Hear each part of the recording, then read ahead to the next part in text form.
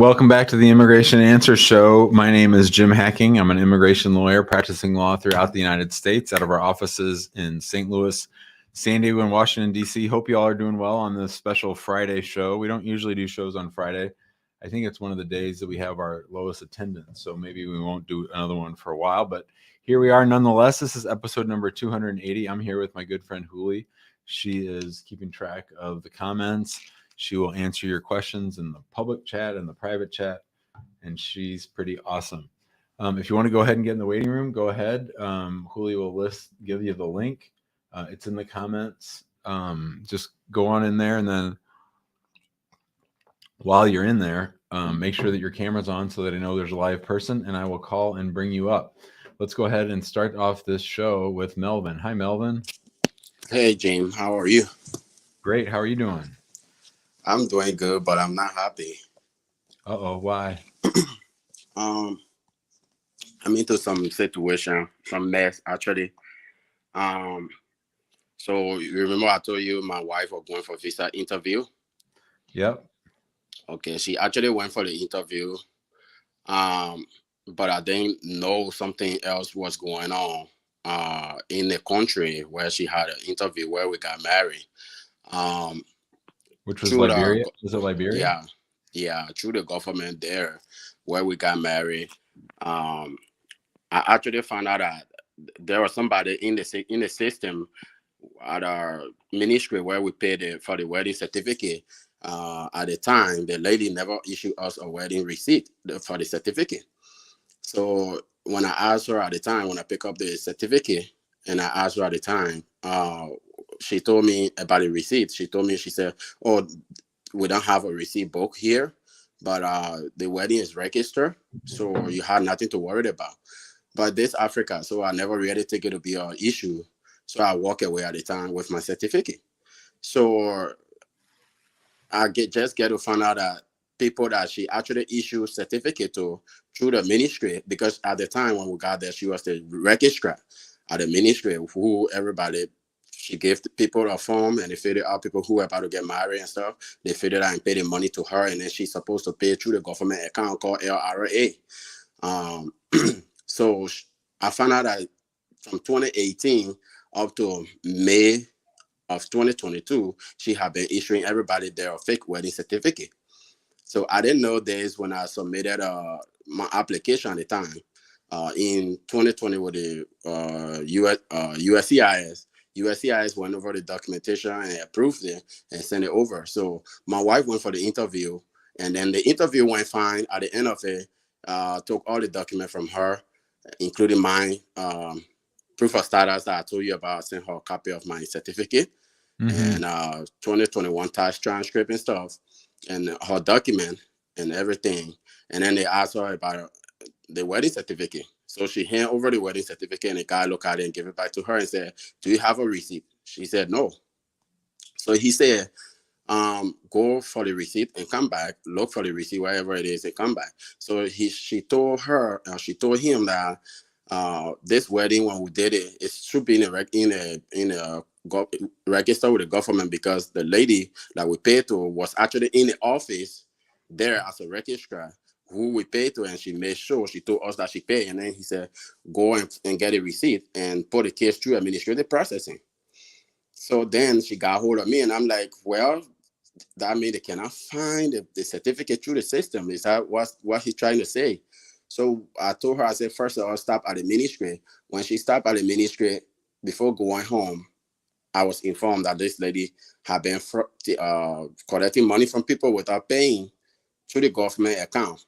So I'm like, what can be done? Because you guys, you are the government. You put her there, so you have to take responsibility of this. And then they said, well, we already report this case to the embassy, to the U.S. embassy already and stuff. So I'm like, but that was very dumb. You should at least go on public radio and inform everybody about this corruption. You cannot just go and report this to the government. Now the government is coming after us. So first of all, let me find out if my certificate is real. So they look up the certificate and actually found out that she issued us somebody else's birth certificate number on our wedding certificate. Mm-hmm. So I left with no choice. A day after they did the interview, counselor called my wife and told her, come to the embassy the next day with your passport and you're going to take her off. So she went there, which was yesterday. Instead of her taking her off, they took her right fingerprint, because she said when she went there the same day they took all of 10 fingerprint. And then when she went there yesterday, they took one of her fingerprint, which is the right fingerprint. And then the guy said, we're going to ask you a few questions about your wedding certificate. And then she answered all the questions. While she was answering the question, you were typing the questions. And then he told her and said, whatever you said to me, write it on a piece of paper. And gave her a paper and pen, and she wrote it down. And then he took the statement from her, kept all my documents, kept all copy of her document, and gave her back her passport and my 2020 tax transcript and W2, and told her that your husband do make a lot, but we're going to send the case back to USCIS. So I'm like, okay, why are you sending the case back to USCIS if you can just make a decision there if you're going to reject or what? But I don't know what else to do now, because I'm trying to go back to my country to actually see, because there was enough evidence reported. And also I've been going back and forth to Africa and coming back every since I married my wife, every 3 to 4 months.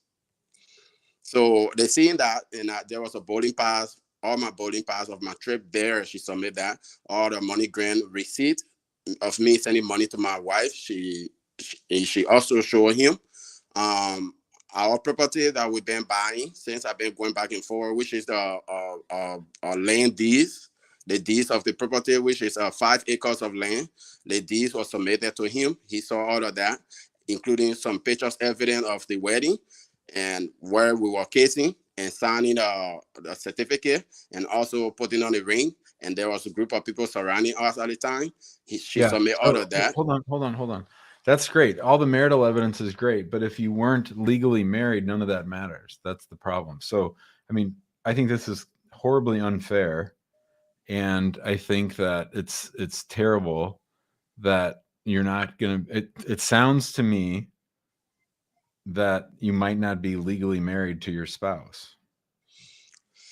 That's exactly what I understood there. And that's why, and that's why they sent it back to USCIS, because they would send it back to USCIS with instructions saying that this marriage was not properly recorded. And with the statement she wrote. The statement, yeah. I mean, did her statement talk about the lady being a criminal, or did the statement just talk about the lady? He did ask about the lady, because it's like I said, the embassy already talked to them, or the minister of that department, Minister of Marital Affairs, already told them about what was happening. So they was already aware of it, about the wedding certificate. Right. So when she went there the next day, I guess in their mind, they're trying to figure out whether you were innocent victims or whether you paid her to give you a fake marriage certificate. I think that's the deal. But if she didn't properly record it, they don't even have to mess with whether or not you committed fraud or your wife committed fraud, because they have an easy way to deny it, which is just to say it wasn't properly recorded, so therefore it's not a valid marriage. I mean, this really sucks. And it doesn't just suck because they're sending it back to USCIS.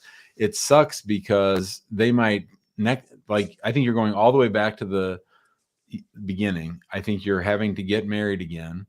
I think you're having to file a new I-130 and start all over. And what I'm worried about is when you get back to this stage next time, they hold this against you instead of feeling sorry for you and saying, well, now that you're legally married, we'll let her come.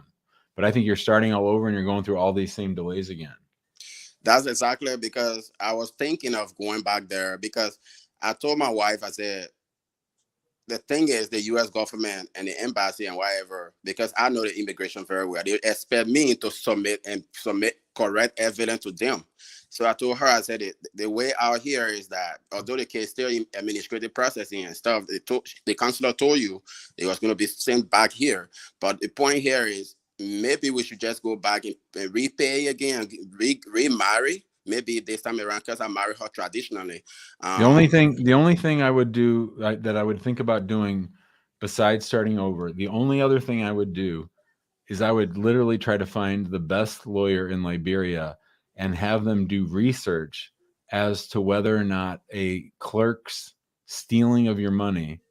And like, if you do all of the steps to record a marriage, if you do all those things properly, can it still be considered a proper marriage under the law? If you could get a lawyer to prove that under Liberian law, this is still a valid marriage, even though this lady didn't do the very last thing, which is to issue the actual receipt and certificate, or to issue a certificate with somebody else's number. If you did everything correct, and there's case law or rules in Liberia that say, yeah, this is still a legally valid marriage, then I think you win at USCIS when it gets back there. So what I would do is I would find the best lawyer I could find, a lawyer who like argues cases in front of the Supreme Court, a lawyer who's, you know, really savvy when it comes to really small areas of the law, and see if you can get them to do some research and prove to the embassy or prove to USCIS that even though this lady was a crook and stole your money and set you up for this big mess, it's still a valid marriage. Yeah, I have a lawyer who was writing me a statement, and I spoke to, just like I said, I spoke to the minister of that department. Yeah, I don't care. I don't care about any of that stuff. I don't care about a statement from a lawyer. I don't care what the minister says. What I'm talking about is a legal brief that says that if a couple complies with every step of Liberian law to get married, pays all the fees, fills out the forms, does everything correctly, does the fact that a clerk stole the money and never issued the certificate make that a valid marriage or not? I'd have them do that research. If the answer is yes, then I would hit that I'd send it to the embassy and I'd send it to USCIS. If the answer is no, then I would get married and start over. So you advise that I should go back there and find out some questions and find out some stuff for myself there, and find the best lawyer you can. Yeah, I also trying to schedule a appointment there at the U.S. Embassy with the consular to actually take some evidence, because the marriage was recorded on the CDs and stuff, to try to show to them and try to see something around there. If not, then I just have to remarry my wife and come back again. I'm sorry, bud. Well, thank you so much. I appreciate it, man. Keep me posted. Thank you. Bye, Melvin. All right. Let's say hi to Kisra. Hi, Kisra. Hi, Jim. How are you? Great. How are you doing? I'm good. Jim, I am winner of 2023 green card. Yep. And my picture is old. Before 2 years ago from registration. It's a problem, and my registration picture is had a little editing. Just I lost my hair. It's a big problem. No. No, that's fine. Okay. Okay. Thank you very much. That's it? Yes. I'm from Afghanistan, and I love you. Oh, thanks. Good luck. Good luck. Good luck on the DV. Thanks, Kisra. See you, buddy. Well, I don't think someone told me they love me in a while on the show, so we appreciate that. Thank you, Kisra. That made my day. Let's say hi to Guy. Hi, Guy. Hey, Jim. You're on mute. How are you? I'm good. How are you? Great. What can I help you with? So, Jim, I got married January 2020. That's okay. January 18, 2020. I filed my petition. My wife's a U.S. citizen. Filed my petition in June of 30th. They received my case June 30th, 2021. Why'd you wait so long to file? At that time, my wife wasn't making enough money. Okay. So, June 30th of 2021, they received everything. I received they received notice of my I-130 and my I-485. So when I checked my status online, on November 16, 2021, it says case is ready to be scheduled for an interview. But my case has been scheduled for an interview, and my I-130 has been pending for more than 15 months already.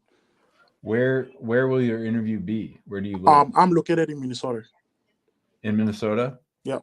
And what was your status before you got married? I came here under F1 student visa and I filed a pending asylum case. But since then, 2017, I came. My port of entry was August 28, 2017. And when did you file for asylum? 2018 January. And then how long did you actually stay in school? 1 semester, and I dropped out because I never had enough finances. And no asylum interview? No asylum interview. So it's not unusual for interviews on cases in which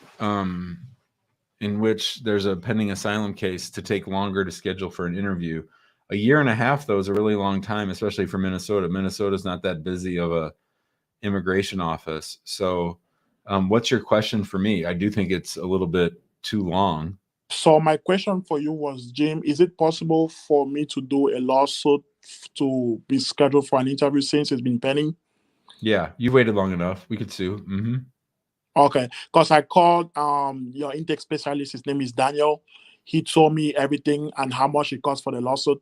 So I told him I was gonna talk with my wife, and my wife is also ready for it as well. So okay. I don't know. We can get it started in December. Is that possible? Yeah, for sure. I will ask Daniel to follow up, and Julio will ask Daniel right now to send over a contract. Okay.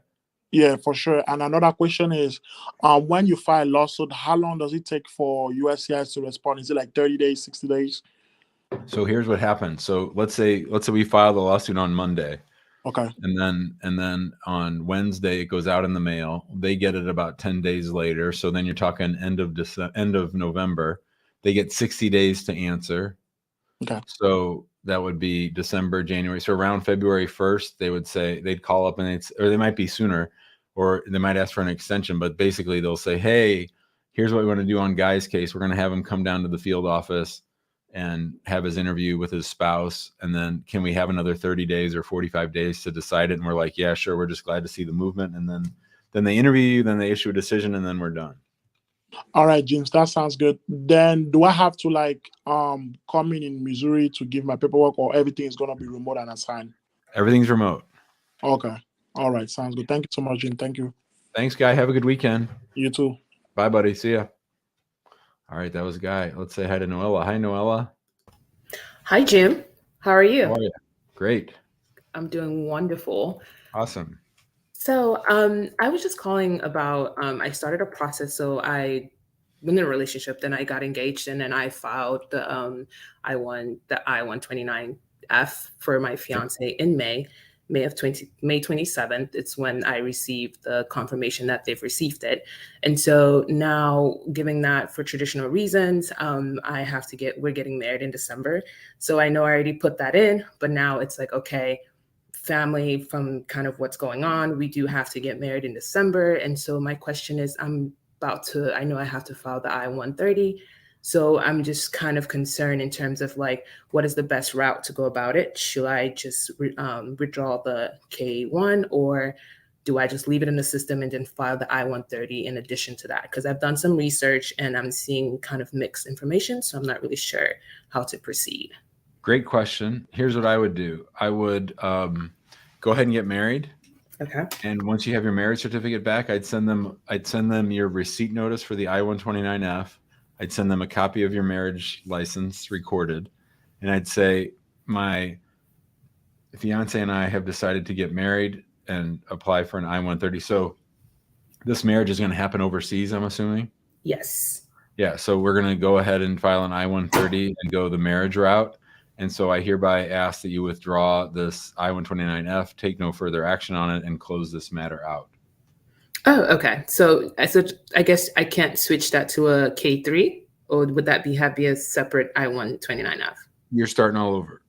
Oh, okay. And just to confirm, I do go ahead and get married, just send in a letter with the I-130 saying that I did file the I-129F, and we've decided to get married. And that's backwards. Oh, so okay. What I want you to do is go get married. Okay. Come back to the United States. Mm-hmm. Then you take a copy of your marriage license and the I-129F receipt notice, and you send it back to the place that's processing your I-129F. California. Okay. The same address on the receipt notice. Yeah, and say, I got married. We're not doing the fiance thing anymore. We're going the marriage route. Please close out this I-129F case. Okay. Then when you file the new case, I don't think that would even mention the old I-129F. I would just file the I-130 as a standalone. Okay, got it. Awesome. Thank you so much.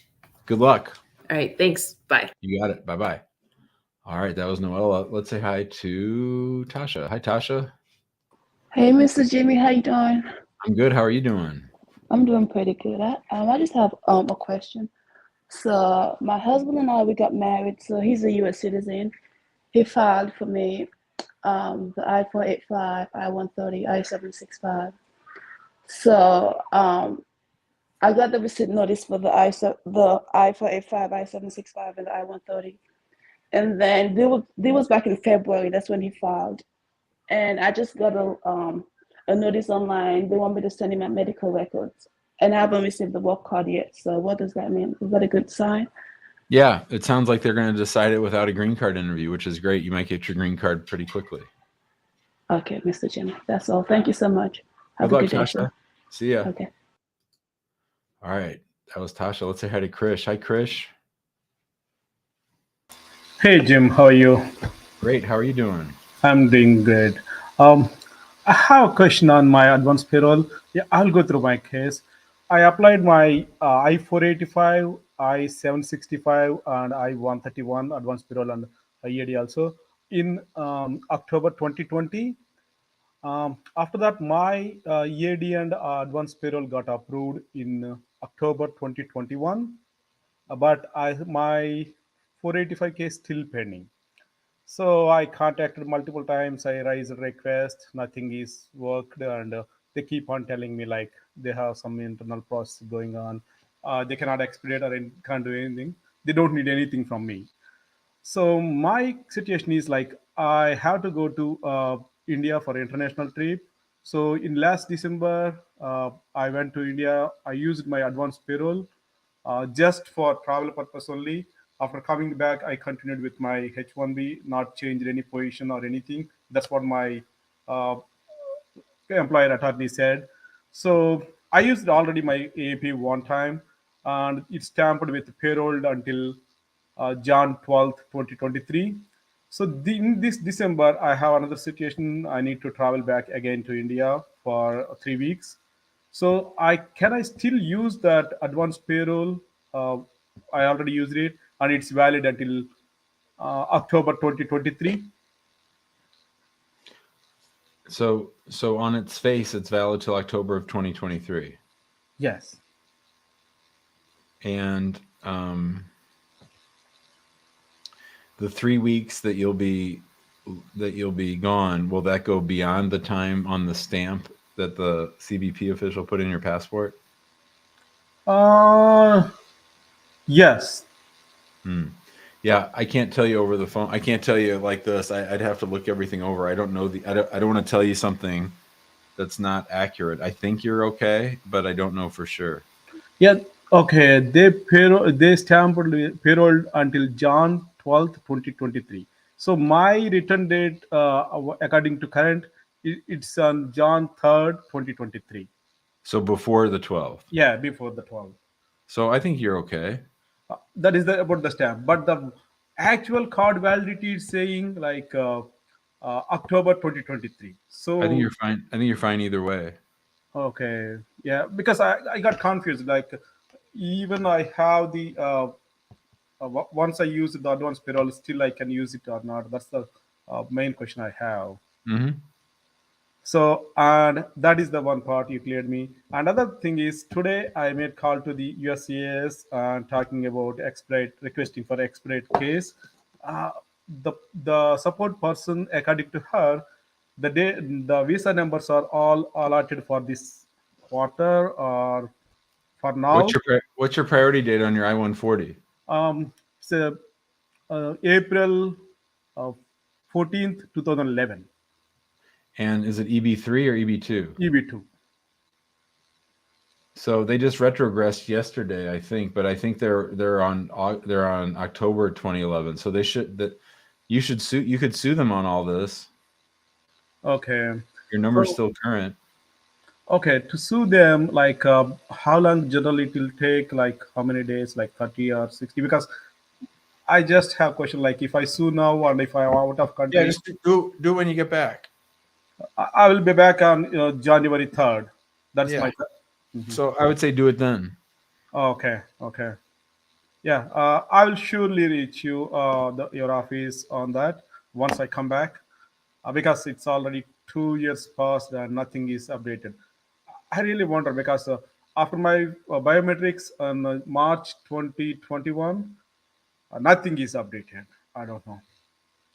Thanks, Krish. Have a safe trip. Let me know when you get back, okay? Thank you very much. Thank you for Bye, support. buddy. Bye. See ya. All right, let's say hi to Rich. Hi, Rich. Hi, How are how you you? doing? Great. All right. Surprised to get in. What can I help you with? Fiance visa Okay, from the Philippines. What is the time really for if I file now? How long will it take? probably 3 years. 3 years. Because I'm hearing around 9 to 12 months for the 129. You're saying it's 2 years That's once it gets to yeah. Manila. No, Oh, a year and a half at the National Visa Center before they send it to Manila. Then maybe 6 to 12 months after that. It's terrible. It's the slowest of all. great. Well, may as well still ask my questions now. Go for it. In terms of things negative, like I have a 30-year age gap with my fiance. Will that Mhm. be a hindrance? How many times? I don't care about that so much. I sort of do. How many times have you met face to face? Well, I lived in the Philippines for 10 years, Oh, so you've and known her for a long time. we lived together for 4 years, and her daughter and niece lived with myself and my son for 2 or 2.5 years of that time. I mean, the one thing that I So, might suggest, if you're willing, is if you've been together for this long time, why not go get married and do a spouse case? It'll be a little bit faster and they'll fuck with it less. because I can't travel back to the Philippines now. Oh, It took me 10 years. It's a long story. My other question is during the time I was in the relationship with my girlfriend, fiance, I was still married. I was living separately. I was separated from my then first Filipino wife, but living separately, and then I started a relationship. Is that yeah. So this an, is you're giving me not a lot to work with, brother Rich. Not a lot to work with. so Uh, so so here's that's my a question. negative too?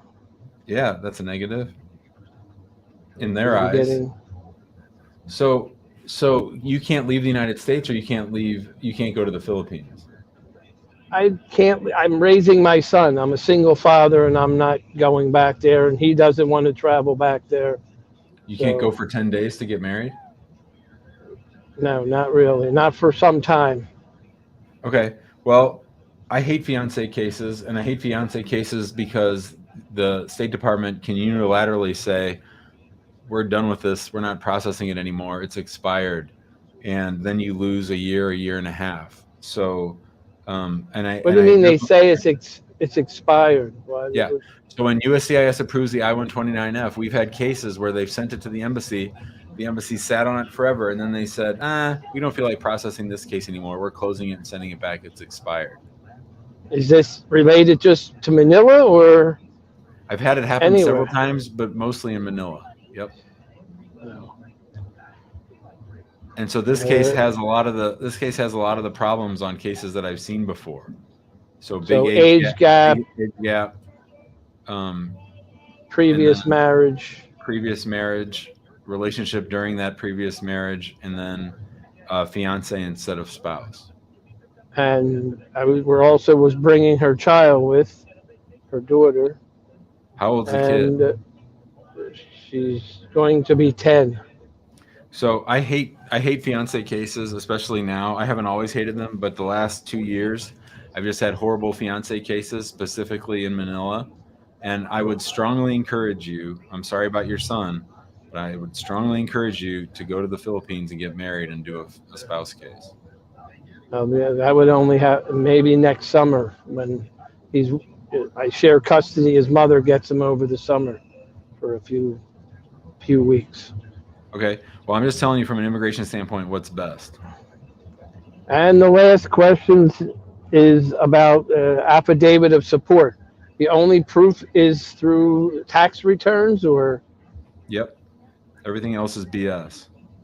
Now, they're a little bit lackadaisical on fiance cases, so that might help. But generally, they want to make sure you made enough on your adjusted gross income for each of the last 3 years.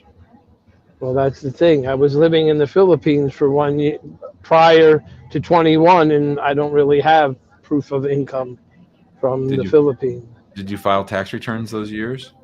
No, I was working for a company that wasn't in the Philippines and not in the U.S. And right. So then you're going to need to file a $0 tax return, and you're probably going to need a co-sponsor. That's the other question. Are they still allowing co-sponsors from the Philippines to use a co-sponsor? Because somebody had mentioned that wasn't. They changed that and they stopped that. But you can have a co-sponsor. For sure. All right. Well, but still, the whole process you're saying is almost obsolete, with it taking like almost 3 years. So. Yeah, I hate to say it. I'd rather wait for you. I mean, I'd rather encourage you to go sooner rather than later. But if you have to wait till the summer, I'd still pick that over a fiance case. So if I go for the marriage visa, then it still could be a 2-year process. Yeah, but after that. But the chances of them screwing with you on the back end go down a lot. Oh, so if I'm already it won't matter about my age gap and other. I wouldn't say it won't matter, but it just makes the relationship more strong on paper by getting married. Oh, all right. And what about these online marriages, like from Utah? That's a good question. Generally, I'm opposed to those, but given your long history with her, I might be open to discussing that. Yeah, I might be open to that.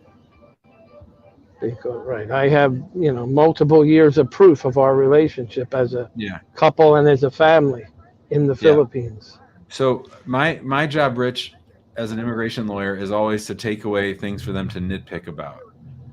So if we look at the level of nitpicking, a marriage where if you're in marriage on the level, if you're at marriage with you in Manila, that's best. Online marriage is second best, and fiance is third best. Got you. All right. Well, thank you very much. You got to have to talk to her and go over it all. Thank you. See you. Bye-bye. All right. That was Rich. Let's say hi to Daria. Hi, Daria. Hi. Didn't expect that. Hi. So nice to see you. I love your show. So I don't know where to start. My situation is super messed up.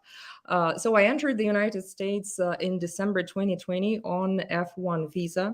I'm a Russian citizen. And I brought my now ex-husband and my son as F2, like my dependents. But we were in a very difficult relationship, and I already started dating my now husband, American citizen, if that makes sense. So the problem came when we couldn't get divorced because of all the bureaucracy in Moscow. It took us more than a year, and just now, November 1st, final divorce was finalized. But why didn't you just get married? Why didn't you just get divorced in America? I don't know. I didn't even think it's an option because we're both Russian citizens. So we were doing it in Russia, kind of sending documents there. It took forever because some documents they didn't accept, and the post because of the war was not working. So it's a long story. So what's the date of the divorce? What's the date of the divorce? Yeah, that's the main issue. The actual court hearing was September 29. So on the Colorado website, where we applied for marriage with my American husband, they asked about the date of court and the place of court, the number of court, that stuff. So that's what I put there, September 29. And we were super excited, like, oh my God, we finally can get married. So we rushed into this and we got married October 10.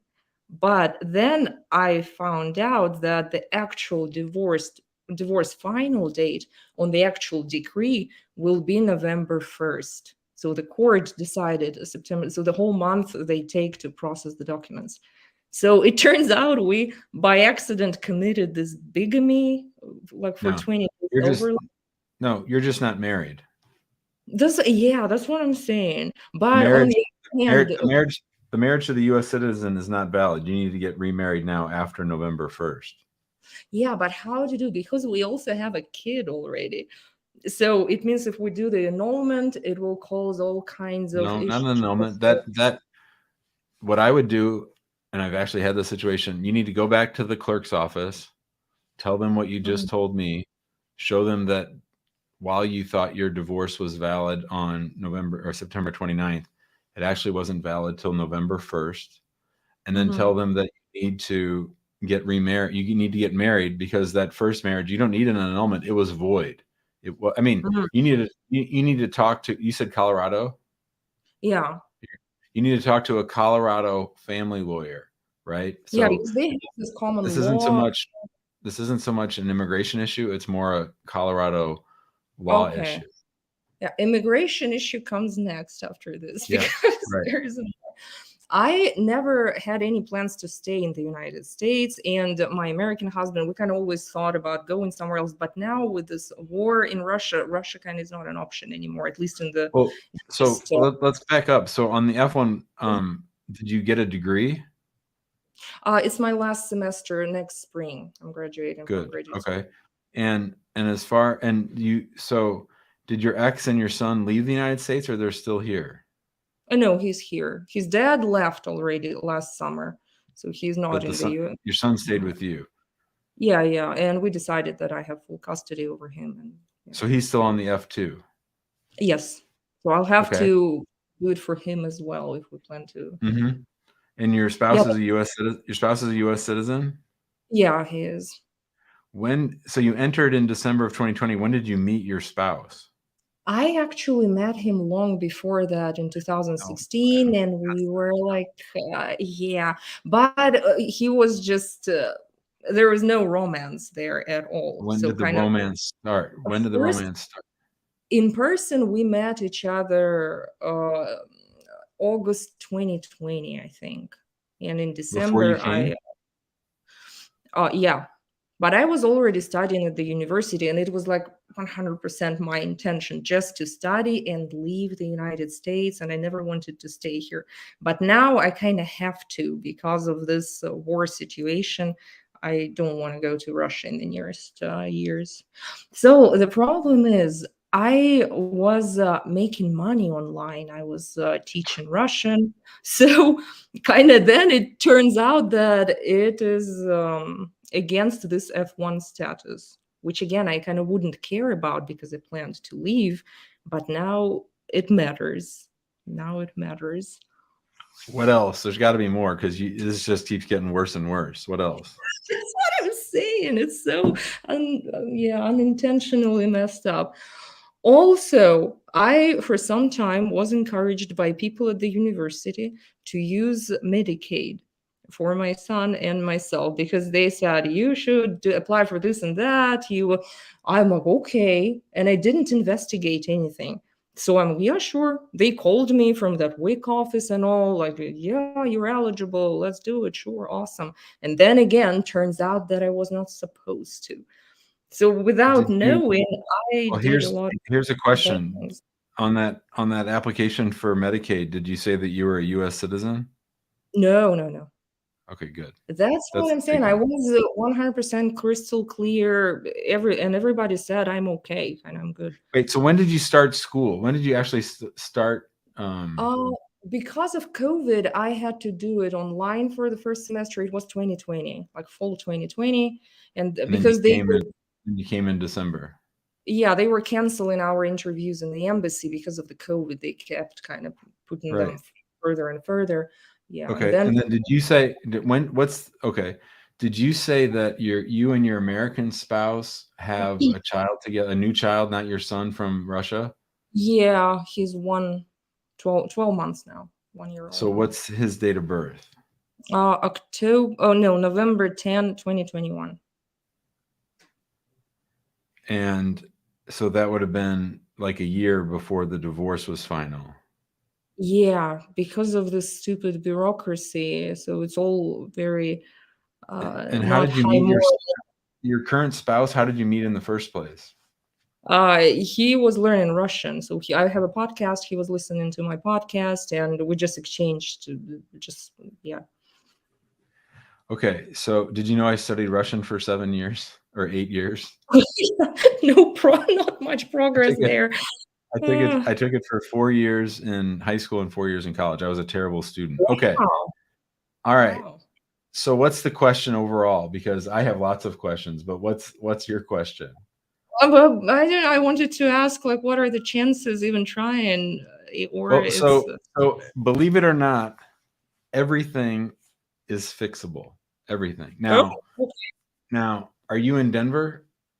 In Boulder, yeah. Yeah, so your interview will be in Denver. I hate that Denver field office. They're the worst. Like, oh my goodness, I hope they're good. They're going to come at you with a big fat knife. Oh, and they're going to try to get you, they're going to try to get you to lie about Medicaid.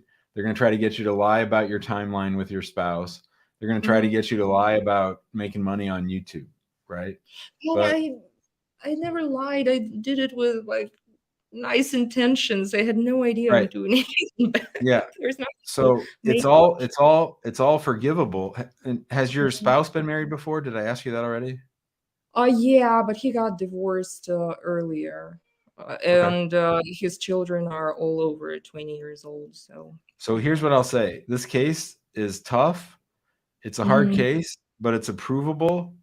And you really, really need a lawyer, because this is going to be one of those cases where every single question on the 485 is going to be really important about how you answer it. So I think you need us or some other lawyer to handle this for you, because it's a bit of a mess. Yes. Oh, it's so sad. Yeah, okay. Especially this marriage date stuff. We literally created this problem for ourselves just because we were so eager to be together finally, normally. Yeah. Do you have any doubt that the divorce decree from Russia is real? Yeah, now it's done. It's okay. It's just because there are 2 dates, unfortunately, on that paper. Fourth date and yeah. Listen to my question again. Do you have any doubt that the divorce decree is not real? No, it's real, 100%. Okay. All right. Yeah.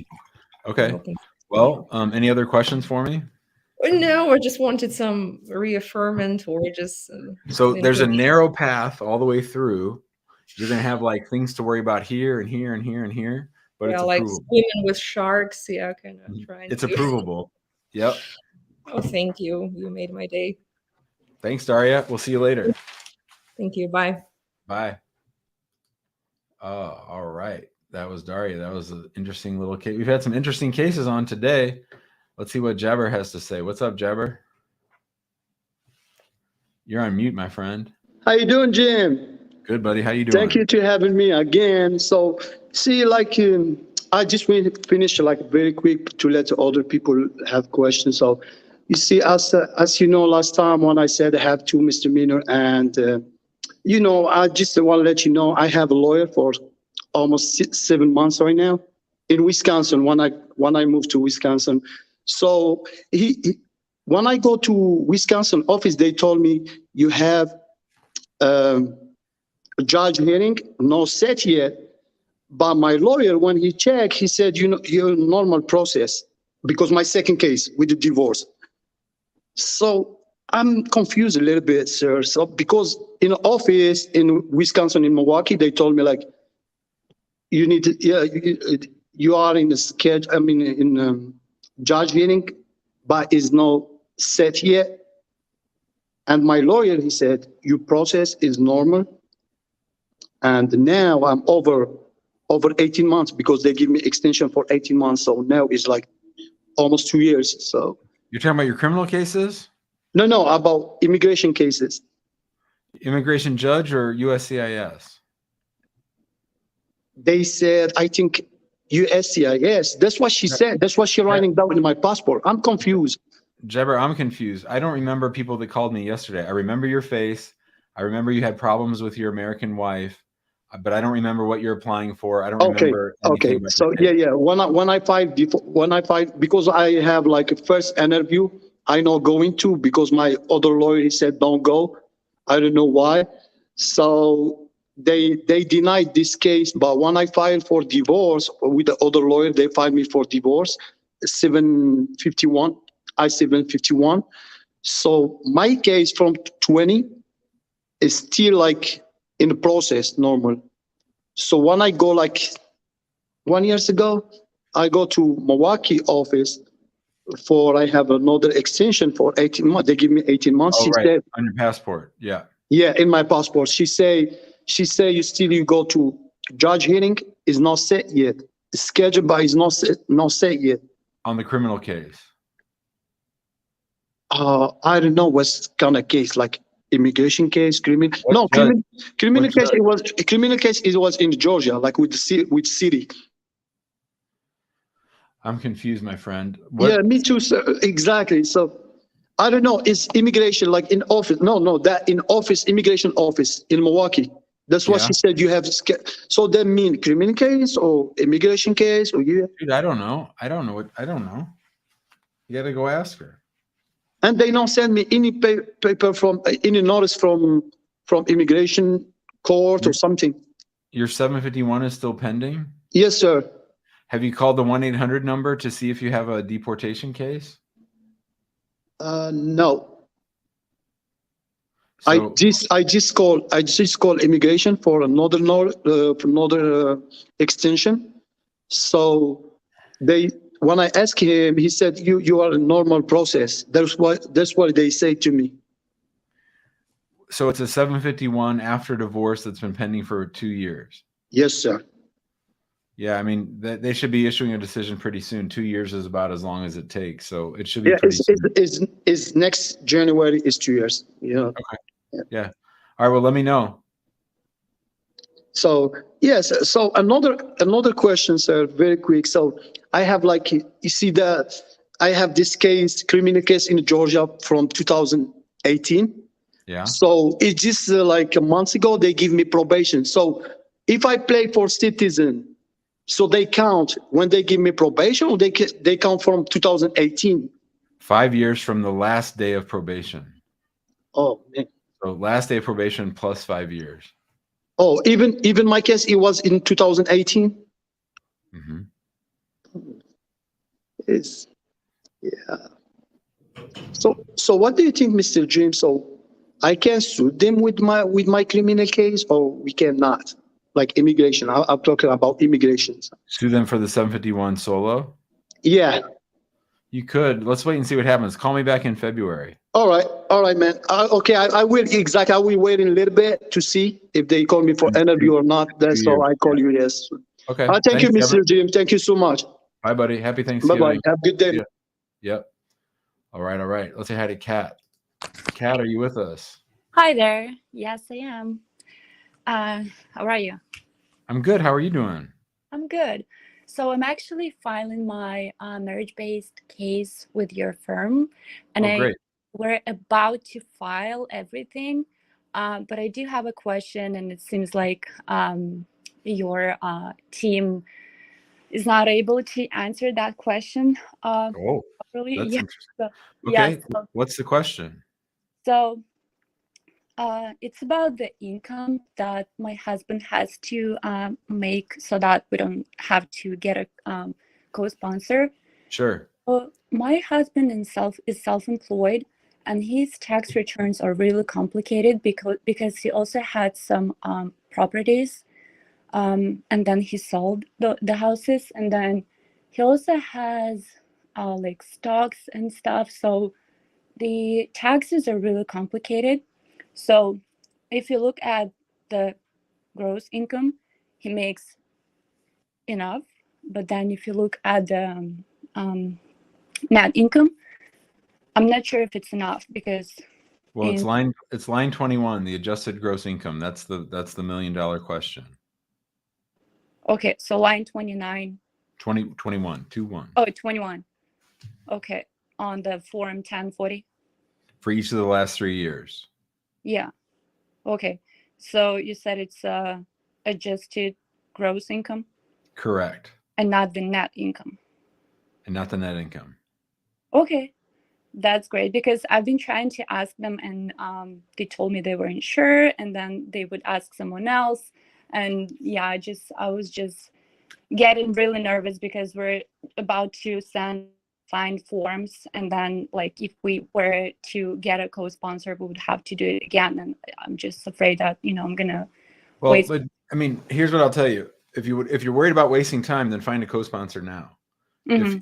If you think it's a close call, or if it's if husband's taxes are a big old mess, just find a co-sponsor, because if no one can predict with certainty whether or not they're going to accept it. So the reason that you're probably not getting a definite answer is because the taxes are messy. Or, I mean, the thing about adjusted gross income and tax returns and I-64s is it's not an exact science. I guarantee you that we could send them the exact same tax returns in 4 different cases, and in three of them it'd be fine, and one of them it wouldn't. Okay, got it. And it's that only 1 year, the year 2019.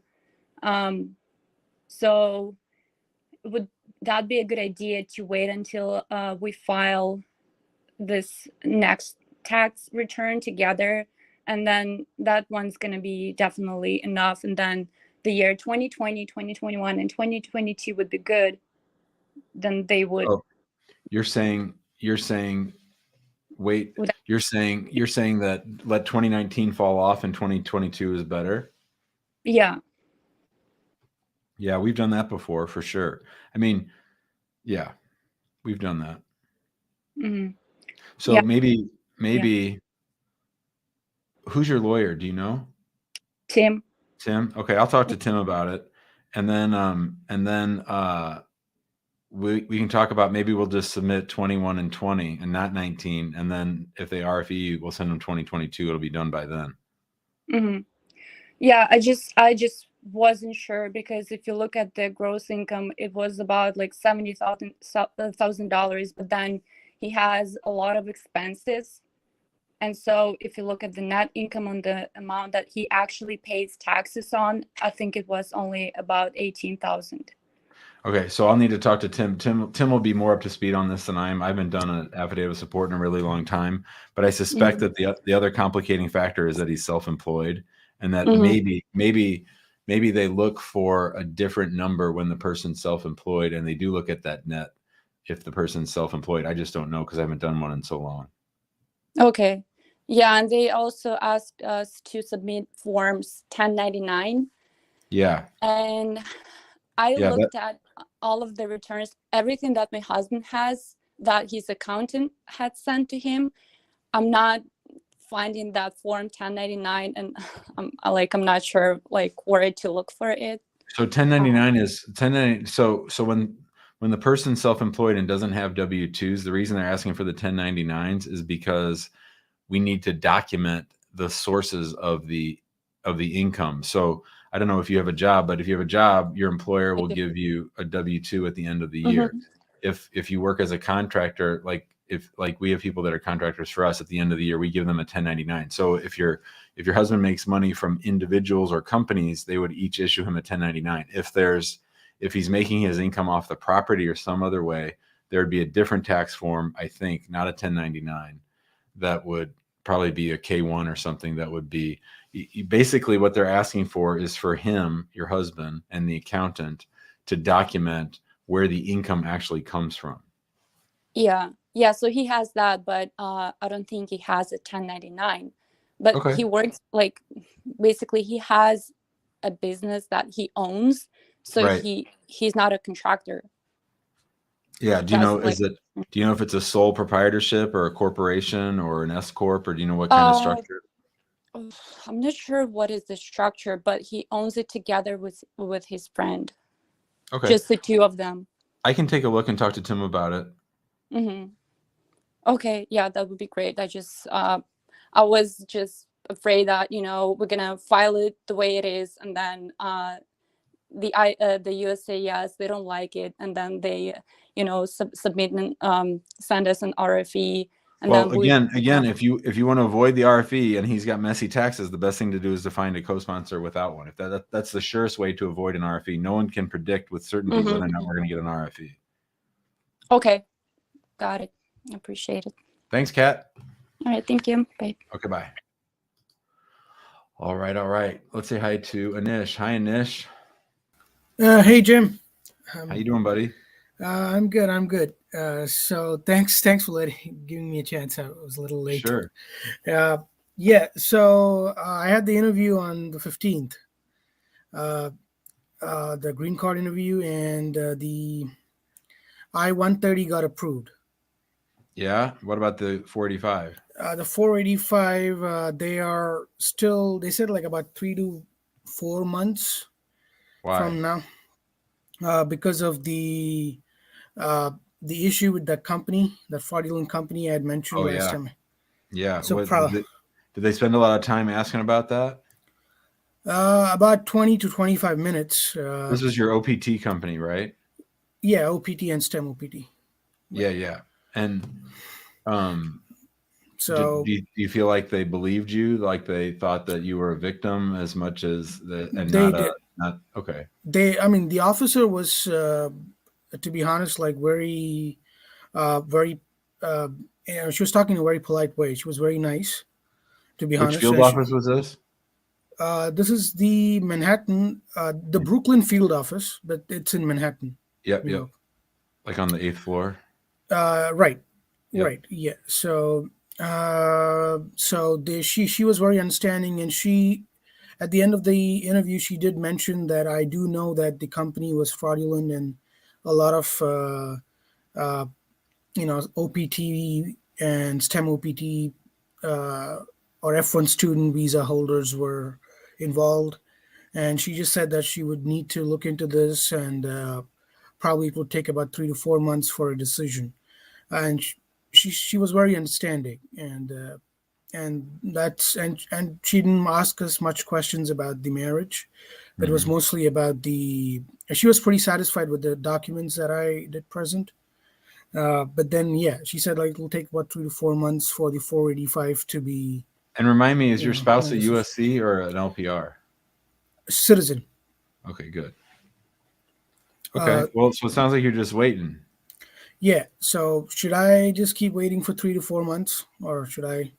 I'd let him work it out for a while. If it goes more than 6 months, then let me know. Oh, 6 months. So that would be around probably April or May. Right. Mm-hmm. So what can we do? Like if it goes beyond 6 months and there's we sue him. Oh, even okay. So so talking about suing, I would complete my 2-year anniversary next July, on July 8th. Mm-hmm. Just in case they don't respond in 3 to 4 months. Should I just wait for July to come and then sue? That would give me, if they approve it, it will give me a 10-year green card. I like that plan. Right. Oh, okay. All right. And then one more question I had. This is not related to my immigration. Go for it. I have some employment related issues. So I don't know if your firm would be able to assist with that. Like an employer screwing with you? Yeah. Technically, yeah. He's not, because as I'm an independent. I'm not an independent consultant, but I work for a client through a contract, through a subcontracting company, and there is a contracting company in between the client and the subcontractor. Okay. And I don't want to work for the subcontracting company anymore, and work and directly try to work for the same client through the contracting company. For the middle company. The middle company. And they're not letting me join the middle company, saying that I would go to court. Go to court or something and file a lawsuit against the contracting company if you do that. Do you have a no compete or any kind of contract with your current employer that says you won't do that? There is a non-compete agreement, but that doesn't mention any timeline as to for how long I should not be able to join the middle company. So you need to go talk to a lawyer in New York who specializes in New York employment law, because every state is different. Every state has different rules. You're going to want them to review your contract, and then they'll tell you whether or not you can ditch your Oh. current employer. So what type of lawyer should I be looking for? Employment lawyer. Oh, employment. Yeah, and employment lawyers either for me, people either represent the government or the immigrants. For them, you either represent the employers or the employees. So you want to find someone that represents the employees. Oh, okay. And how do I is there any kind of source that I can use to find them? Yeah, I would just look for Brooklyn employment lawyers. Okay. So, okay, fine. So, but you won't be able to do that, right? Handle that thing. Nope, I'm not licensed in New York. Oh, okay. All right. Thanks, Jim. Thanks a lot. Thanks, buddy. Thank you so much. We'll see you. All right, everybody. That'll do it for today's show. We'll be back on Monday at 1 p.m. Central. If you want to get on our text list so you know whenever I go live, it's 314-470-3300. I hope you all have a great weekend. Huli, I hope you have a great weekend. Thanks, everybody, for being here. I feel like this was a good show. Lots of interesting cases, and we will see you